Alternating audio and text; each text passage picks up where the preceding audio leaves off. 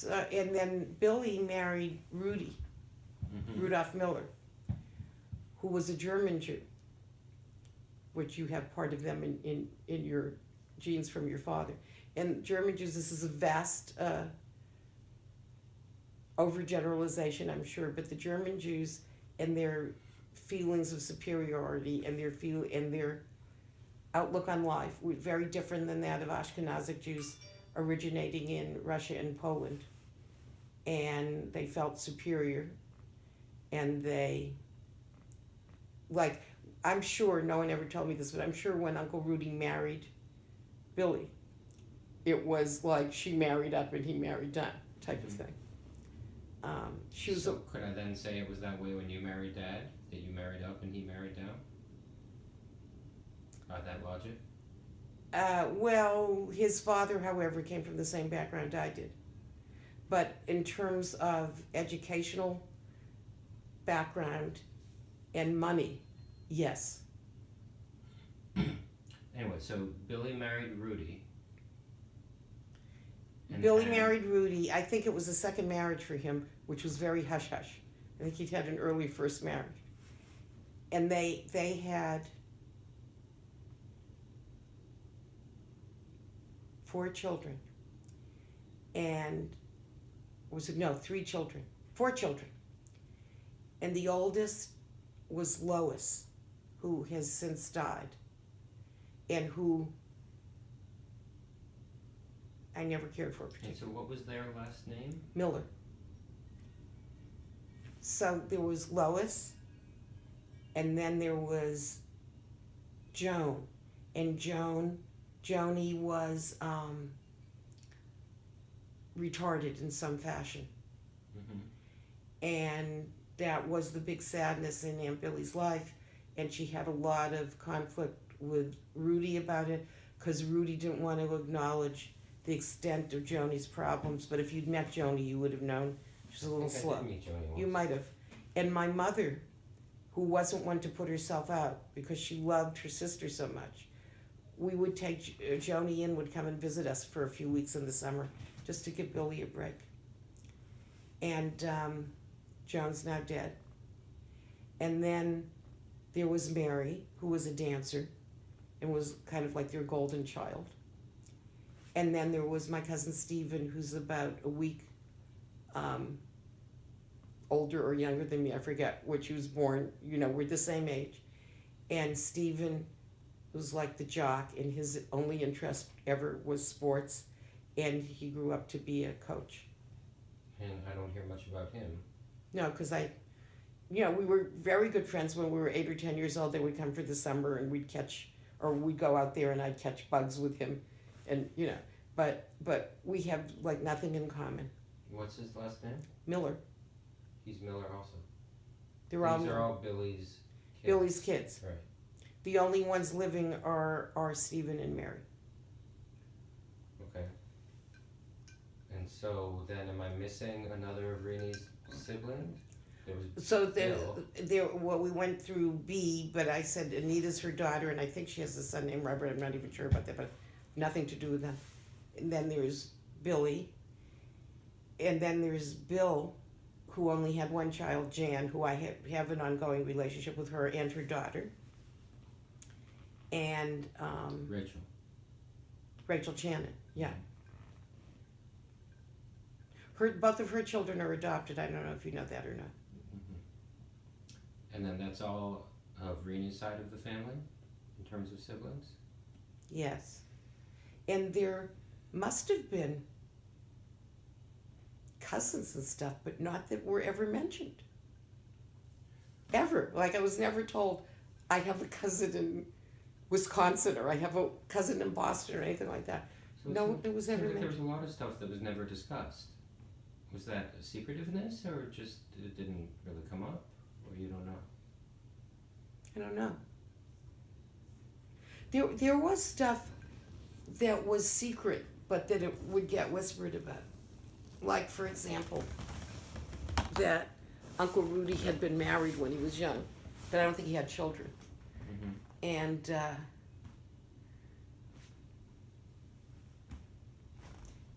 There was a suggestion that Aunt B might have had a little scandal in her early days, being very beautiful and sought after. Mm-hmm. You know, but it was never said outright. And then Nate had Martha as a sister, And Betty. and what happened to Betty? So Betty was the oldest one, quite a bit older than him. Betty Rodman. Yeah, but Elizabeth. but she was Marcus. She married. Her name was Elizabeth Marcus because she was married. She had 2 sons, and one of them died in World War II. And that was. She had Marshall, and I think the older brother was Jack, and he's the one that died in World War II. And Jack, so I never met him, but Jack had a daughter named Anita. And Anita was just my age. And I think she either never met her father or only met him when she was an infant and therefore couldn't remember him. So, was it Anita? Or was her mother Anita? The last Blocking name on would the be- cousin's name. Either she was Anita or her mother was Anita. The person who knows this is Deborah. Elaine. It was my cousin Elaine, and her mother was Anita. Elaine was exactly my age. And Martha and my grandmother wanted to have a relationship with Elaine because it was their only connection to Jack, who had died.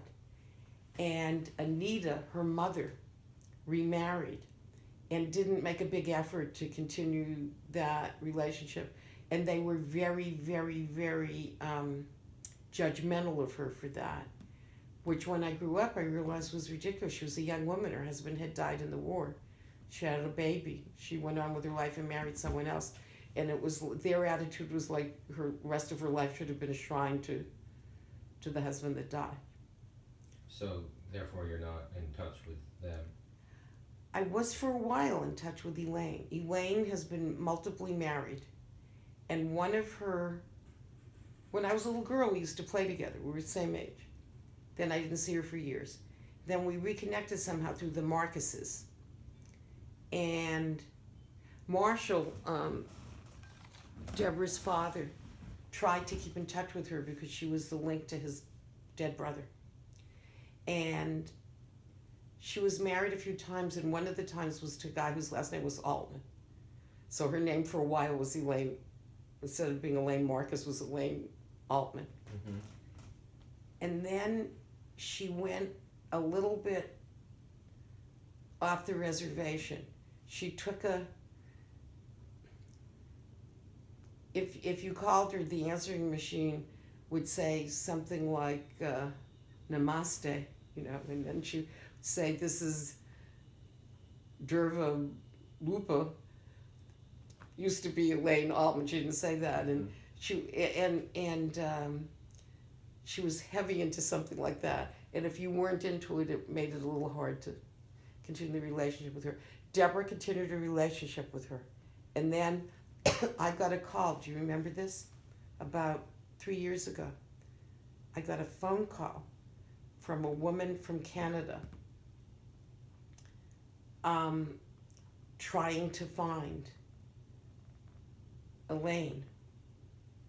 And she had tracked me through going to the cemetery in Boston where the Rotmans and the Marcuses were buried, and finding birth records, and discovered there was Elaine, who was the daughter of Jack, because in France, in a small village in France, they were having a 50th, was it 50th? Yeah. Mm-hmm.